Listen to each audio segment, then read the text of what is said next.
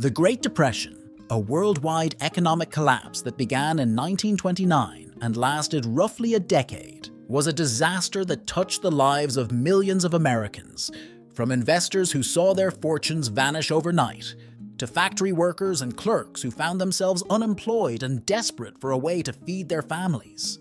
Some people were reduced to selling apples on street corners to support themselves, while others lost their homes and were forced to survive in shanty towns that became known as Hoovervilles, a bitterly derisive reference to President Herbert Hoover, who in the early 1930s often claimed that prosperity was just around the corner, even as economic and trade policy mistakes and reluctance to provide government assistance to ordinary Americans worsened their predicament.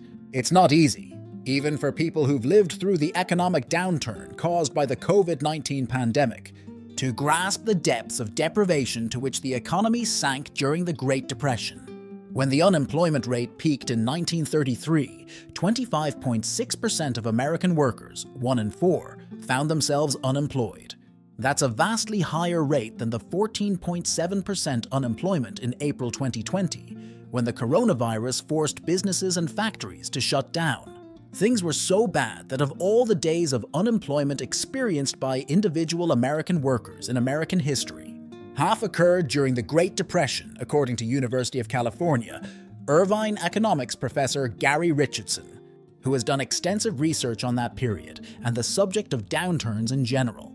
There have been a lot of ups and downs, but the Great Depression is really the biggest one, he explains. It's not easy to explain exactly why such hard times happened. For something to be as bad as the Great Depression, you really need multiple things going wrong in the US and around the world, Richardson says. Here are some of the things that historians and economists often point to as factors that combine to lead to the worst economic disaster in history. Number 1. Vulnerabilities in the global economy. In the 1920s, nations bounced back from the disruption and destruction caused by World War I, with factories and farms producing again, Richardson notes.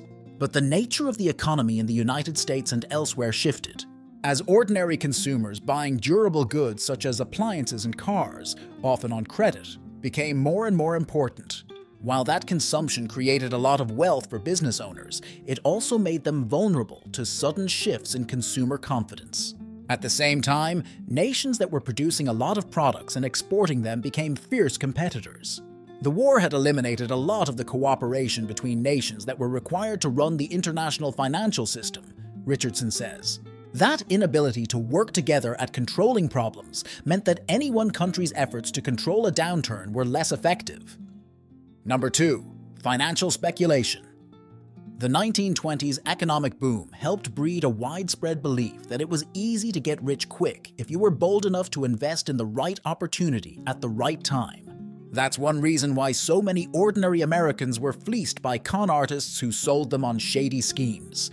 From Florida swampland and non-existent oil deposits to the notion of buying Spanish mail coupons and redeeming them for US stamps to profit on the weaker Spanish currency. But the riskiest gambling took place on Wall Street. Investors increasingly bought stocks on margin, in which they put down as little as 10% of the price of a stock, and borrowed the rest of the money, with their stock itself as collateral. Corporate stocks soared and brokers made huge commissions, but the bubble eventually had to burst. It did that on Black Monday, October 28, 1929, when the Dow Jones average declined nearly 13% in one day. That started a period of catastrophic declines that destroyed almost half of the Dow's value in a single month. By 1932, at the nadir of the financial crisis, the nation's public companies had lost 89% of their value. Scores of investors were ruined, and companies found it difficult to finance their operations. The stock market crash did two things, explains Mary Eschelbach Hansen, a professor of economics at American University. It had a wealth effect on consumption, and it also made consumers and firms pessimistic. Then came a series of banking panics and failures. Households lost more of their wealth, and the lines of credit that firms used were disrupted. Unemployment soared. Number 3. The gold standard. Back in 1929, the United States, like many other countries at the time, was on the gold standard, with the dollar redeemable in gold and pegged to its value. But after the Wall Street crash, nervous investors began to trade their dollars for gold. As former Fed Chairman Ben Bernanke noted in a 2004 lecture, the Fed then moved to jack up interest rates higher to protect the dollar's value. But those high interest rates made it difficult for businesses to borrow the money that they needed to survive, and many ended up closing their doors instead. Number 4. The Smoot-Hawley Act. Trade protectionists in Congress enacted the Smoot-Hawley Act, which was written in early 1929, while the economy still seemed to be going strong. But after the Wall Street crash weakened the economy, President Hoover still signed it into law in 1930. The law raised U.S. tariffs by an average of 16% in an effort to shield American factories from the competition with foreign countries' lower-priced goods. But the move backfired when other countries put tariffs on U.S. exports. If you're a country and you impose tariffs that can be good for your domestic industries because your domestic energy might produce more for home consumption, Richardson says, but if other countries retaliate, then it could be bad for everybody. Combined, a perfect economic storm. The really unlucky thing was that all those factors combined in a sort of perfect economic storm, whose devastating effects had long-lasting repercussions. As Richardson notes, the US economy didn't again reach full employment until 1940, just in time for World War II to disrupt consumption with rationing needed to ensure that the military had enough resources. Life didn't really get back to normal until after the war, when the victorious United States emerged as the world's leading economy.